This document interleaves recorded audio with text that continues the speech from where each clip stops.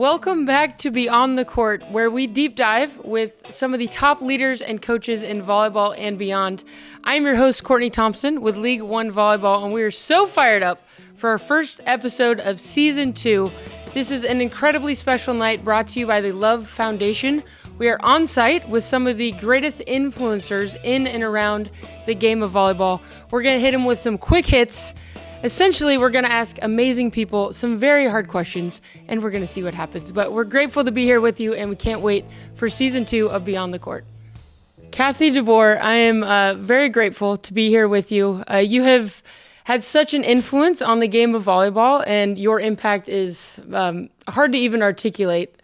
So this is really special for me. I want to start with a very hard question. But what is one thing, if you thought about what all of the club athletes get to experience, what is one lesson in the game of volleyball that you hope each athlete walks away with? Wow. Well, there's not a lot of things in life that are really hard today, especially for the club athletes. You're from good families, you're from good homes, most of you, and it's about struggle. You have to embrace struggling, and I've done that since I had a stroke 3 years ago. I've reacquainted myself with what struggle means, and It's not fun. And I say to myself, every single day, pick it up, Kathy, pick it up. And then before I go to bed, I say, okay, it's okay, Kathy. We'll be better tomorrow. So those would be the things that I would say. Pick it up and give yourself grace. Yeah. Oh, what a beautiful combo. I have appreciated watching you do difficult things for a long time with grace and levity as well. So it's cool that you embody that. This is a tough one. I think the state of youth sports is it feels rumbly. There's a lot of change going on for everybody. We're all trying to do our best. What do you think is one positive thing that's happening within the club world of sport volleyball right now? And what is one challenge? Well, I think there's a lot of positive things that are happening. Parents are investing in their children. A lot of people tell me the best times they have with their teenage daughters or sons are driving to and from a tournament. That's the only time their kids will speak to them. Not at home, but driving back and forth to a tournament. Yeah. So club volleyball and the experience of competing and struggling brings parents and kids together at a very difficult age in their lives. Yeah. The challenge, Courtney, and that's what the LOVB Foundation is trying to address. The challenge is access. Nobody is getting rich on youth sports, club volleyball, but it's a very expensive endeavor, and we have to find ways to give more kids access to club. I love that.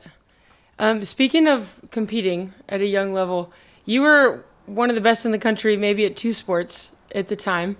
Do you ever miss playing? No. Why? Really? I don't either, but that's surprising. Most people kind of miss it. Well, I am a Title IX baby. Yeah. So when I competed in sports, I played both volleyball and basketball because there were 10 to 12 women athletes in the whole school. So we went from one sport to the other, and we were no good. we don't admit that now. We tell a lot of lies about how good we were. That's right. But that's right. You could do that at that time. So now I would pull a hamstring in a heartbeat if I tried to run a wind sprint, and I'd pop my Achilles if I tried to jump. Yes, yes. So I don't miss any of those things. That's fair. Anymore. I love it. Relatable. So you've been on, I think, every side of the sport. You know, you've been a player, a coach. You've run the AVCA policy. You're now running the foundation here at League One Volleyball. I want to ask you, how important is winning, and how do you define success at this point in your career? Because you're competitive. Well, winning is really important. It's more fun to win than to lose. No matter what you learn from losing, it sucks. So winning is really important. But sometimes you have to find ways to redefine winning. My last match that I coached in college, my team played the best match of the year. Hands down, they played the best match of the year, and we got beat 0-3. It was my last match of my career, but I don't consider it a failure, because we played better than we were. Yeah. And sometimes you can do that and still get beat. The real struggle is to go out the next day and give that kind of effort again, knowing that you could get beat. Yeah. Playing to win in every situation is really hard. It's easier to just bail out and, oh, my leg hurt. We didn't serve that well. Find some kind of excuses. Playing to win is really hard. What's cool is that I think it's rare air to answer with that perspective. And I don't hear very many people do that. And you and Karch sound very similar. Two of the best to say, yeah, we love to win, but also we're going to max out. And it's vulnerable. Yeah. And the honoring for a kid, for a college athlete to really, really commit, it's vulnerable. And it's also what no one can give you and no one can take away, which you know. Yeah. I love that. What is most meaningful to you now about your work with the Love Foundation? My whole career, I have been blessed to have a job that I loved. And whether it was coaching or running the AVCA, raising money for various causes. And when I retired, I was worried. I needed a purpose in my life. Mm-hmm. And the Love Foundation has given me purpose. The granting of access to kids, that the meeting people who have alignment of values and believe in the sport and believe the qualities of helpfulness that can be done for kids playing volleyball has given me purpose in my retirement. So it's part of living a good life. Yeah. Oh. I agree, and so well said. I feel like the people that I've been fortunate to be around with the greatest impact are really connected to purpose. And through all of the trials that life throws you, that a season throws you, it's like the goal might change, but we're moving this direction, and you embody that so well. What is one of the most energizing visions you have for League One volleyball as a whole? Well, you know, Court, volleyball is the only team sport in the U.S. that has become mainstream on our own merits. And that makes the pro league endeavor really challenging, harder than if we had an established male counterpart. But that's also what makes it really special. If volleyball can succeed, any women's sport can succeed because we have done it on our own merits. Yeah. Fired up. Let's go. I love it. 2 more quick ones. What do you hope most for every youth coach in the country? What do you hope that they understand really well as they're leading our next generation? Yeah. It's so hard. Yeah. Just to understand how hard it is.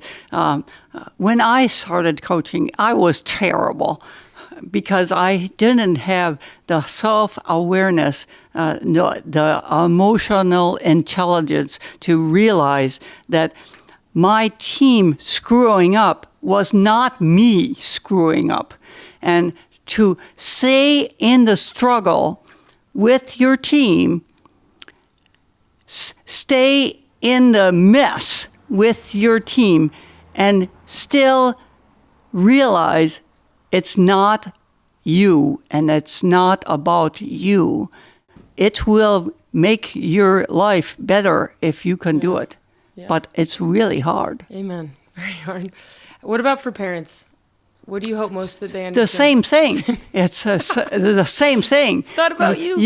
Your kid is screwing up, or your kid is not playing, or your kid is making mistakes, and it's not you. And the other side, your kid is a star. It's not you. Yeah. It's not you. You are the parent, and stay in the parental role. You're the encourager. You are the disciplinarian. Try saying that word when you have had a We're competing here. We're competing here. I love it. Anyway, yes. So it's really hard. Yeah. Both roles are really hard. Yeah. It's much harder to watch than it is to play. I would agree with that. Kathy, I just want to say thank you. You and I go way back. Also, my role here at League One Volleyball, it's humbling to be on this side of a league and understand all that goes into making one match work, much less a season or a whole new league. And you have been doing this for so many of us for decades now. And I feel grateful to be around you, to get to benefit from all the work that you've done. And it's an honor to have you on. So thank you for joining Beyond the Court. Thank you. Thank you guys so much for joining last minute, and congrats on the new edition. Thank you. How old? How much into this life are we? Micah is 5 weeks old. Oh my gosh. So she's brand new. Oh, it's so cute. She's brand new. That's amazing. Sleepy girl. Sleepy girl. Oh, well, props to you guys. You have had such an amazing career, and we go way back. But in both of your experience in volleyball, and now bringing your daughter into life, and maybe she'll be a volleyball player, what is one thing that you have taken from the game that you hope she also gets to learn? Do you have an answer? Not off the top of my head. I got to think about one thing. Sorry, that was a tough start. That's a good question. I think, when I reflect on my career and I think about the things that I was able to take away, the aspect of the game that sticks with me the most is like the relationships I was able to build, just in club, my professional career, national team, like you name it. Like the wins and the traveling and all of that was amazing, but the relationships are the things that stick. Yeah. And the friendships that I was able to build. So if Micah decides that she wants to play volleyball, I hope that she's fortunate enough to be surrounded by great people, because I was able to do that, and it was great. So cool. Beautiful answer. I think for me, it's the experience of competing with other people. Like I didn't play at the highest level. I played collegiately, but those guys, in my case, that you played with, those 6:30 a.m. workouts, pushing yourself, with another group of people, with the goal of accomplishing something as a group. I think it's a beautiful thing to be a part of, and that stays with you and teaches you so many things about life. So I hope she has the opportunity to do that with her teammates if she wants to play. That's so cool. Yeah. She's got some good genes. She's going to be a big girl, that's for sure. I could have used some of those long legs a long time ago, but here we are. You kind of hit it there. I know the relationships are important, but for both of you, when you look back on your career, I mean, you've had so much success, and it's been so cool to watch you from afar. And what stands out to you as like some highlights of your career when you think back to like, damn, that was an awesome moment I got to experience? It was a long, long time ago, but like winning a national championship in college, like that college atmosphere, particularly in the area when I played, was just, you're playing with your best friends, and there's nothing, you're in it together for nothing other than the pursuit of excellence. And to be able to accomplish that with a group of your best friends is just incredible. And I know you can relate to that. Winning championships in Brazil, I got to play for arguably one of the greatest coaches of all time. I know you can relate to that too. You did too. Yeah. And winning a world championship on the beach side. Cool. It's so cool. Those, I'm gonna probably have to try to convince her that actually happened. As you should have to. Yeah. But yeah, those things are unique experiences that I will remember for a very long time. So cool. How about for you? I would say mine happened more on the coaching side. Yeah. So again, I stopped playing quite a while ago, but I've coached since then, and a couple things pop out. Being able to be in a gym with Bernardino and learn from some of the best, those are incredible memories. Winning a world championship while coaching Sarah was so cool. Unbelievable. Going to the Olympics together, like doing those things as a couple. Yeah. And sharing that goal and having that experience has been amazing. Yeah. So, it's a beautiful space to be in, I imagine. I haven't done that, but like, it's such an unknown to be in the nuance of really trying to be your best and compete on the world stage, and to be able to do that with your partner in that way is like, that's so cool. It's a very interesting dynamic. I don't think... I love it. I think it takes a very particular partnership to make it work. I think, we respect each other so much. Yeah, Micah. She's going through it over here. Get in there, Micah. Let's go. She's going through it. We respect each other so much, and, we truly do view each other as a partnership, as equals, and, to be able to walk hand in hand and share, interests and passions together. I think it's unique, but it works for us, and we're very lucky that we've been able to do that. Yeah. So cool. I got one more. Sorry, I gotta go. You've been such a legend in the sport, and someone that is like, there's just such an energy around your name, your presence on the court and on the beach, of course. But it's really fun to get to be here. Not a positive one, I know. No, it's been awesome. I mean that in the best of ways. It's like... I'm like, so what energy are you talking about? Yeah. I know what you're talking about. I love it. I have so much respect for you and how you've pursued your best in this sport. Well, likewise. And I'm curious, you're 5 weeks into being a mom. Yes. It seems to be, I've heard it's pretty gnarly. You look well rested, you feel grounded. But what is like one thing that sports taught you that you're like, oh yeah, I can do that? Now that you're in the early stages of being a mom. So I'm going to step in here because she's very humble. Yeah. And she I don't know where this is going, so I'm very nervous. So let's just buckle up.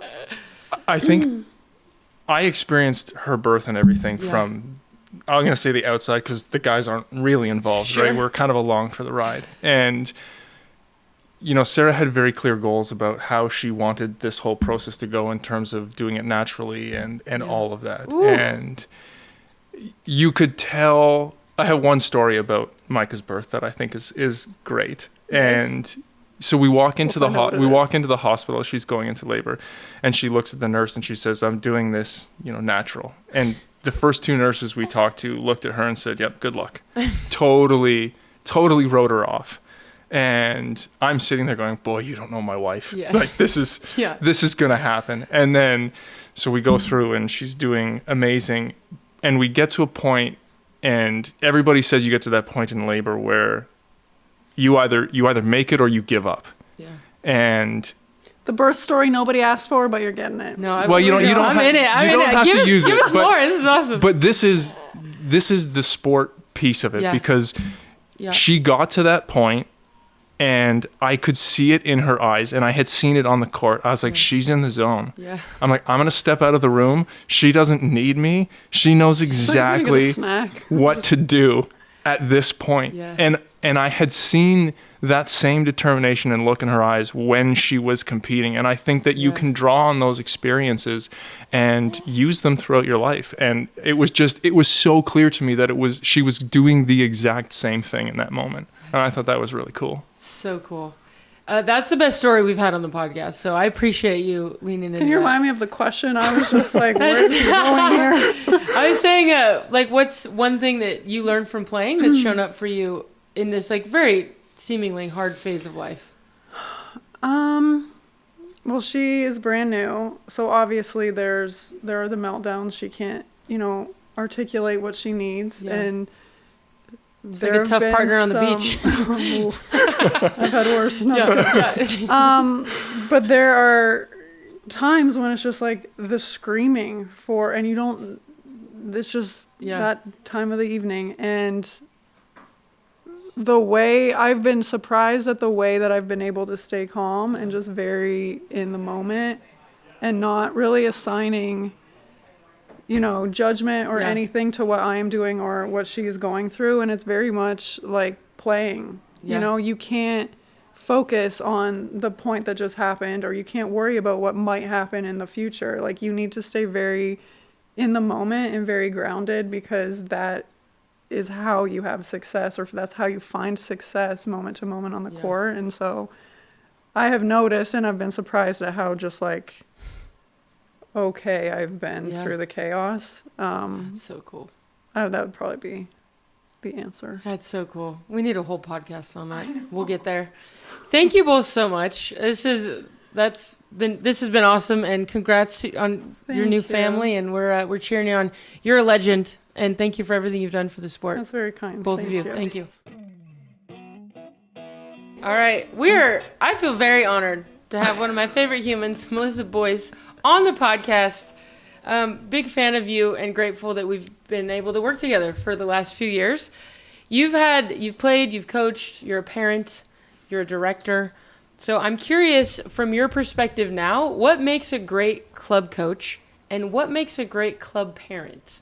Ooh. Well, first off, I'm your biggest fan. Thank you. So I've listened to every podcast. I'm so honored to be here. Awesome. I would say what makes a great club coach is really, from where I'm sitting now, having a senior and a junior on the backside of it, is really not being afraid to build the relationships. I think the communication and the relationships are the most important part. Yeah. And everything else, the X's and O's and the training and all that kind of falls into place. But you've got to build that relationship with your players and thus with your parents, because it makes you a better coach, I feel like. Yeah. So. What about for a parent? What makes it's a weird phrase, a good club parent, a positive. Is there such thing as a good club parent? True. I think really zipping your lips, really understanding it's not about us. Yeah. And I say that as a parent, their journey is their journey. It's not about us. We really have to remember that. I think being a great club parent and being able to sit back, and when your kid's struggling, just keep cheering. I've bit my tongue 100 times. I love to watch you play. And in my head, I'm like, why didn't you do this? Why didn't you do that? What were you thinking? But truly, I think that as a parent, we have to really, really remember that. Yeah. Great job. Yeah, that's tough. Last question. In all of your experiences, right now, what energizes you the most, or what's the most fun moment that you have? Is it watching your kids? No pressure to answer that. I love watching my kids, Coaching. of course. Yeah. Honestly, actually, I had it in June. I went to the Volleyball Festival, which anybody that's been around club forever is like an old school. It's where we all started in SoCal. And watching the 11s and the 12s and the parents, everybody was happy. Yes. And I even told Joy this when I was like, this summer, I go, I want to go to festival all the time because I was there for one day and I felt like I was a brand new coach because it was like, it reminded you of the joy. It was terrible volleyball. Yeah. And it was not great level, but it was so fun to watch the joy that everybody had. So that's kind of, that re-energized me. It's amazing. My best friend from home, who we played high school, she played in college at a different school. Her daughter just started playing, and she's in middle school, which is, tough to watch. And she went on like a 9-point serving run, and it looked like they won the Super Bowl. Oh, yeah. I mean, and it is just like so life-giving and like, all right, this is pretty cool. Well, you got to remember, it's just volleyball. Yeah. I always say, how big's the trophy at the end of the day? I love it. I mean, some are big, but I know. really. Thank you for everything Thank you've you. done for Love and continue to do, and we're grateful to have you on. Thank you, Court. All right. Thank you all for tuning in to Beyond the Court. Make sure to hit the subscribe button below so you don't miss the next episode. And to learn more about League One Volleyball, follow us on Instagram at LOVB. In the meantime, keep working hard, having fun, and go on and spread the love today. We'll see you next time.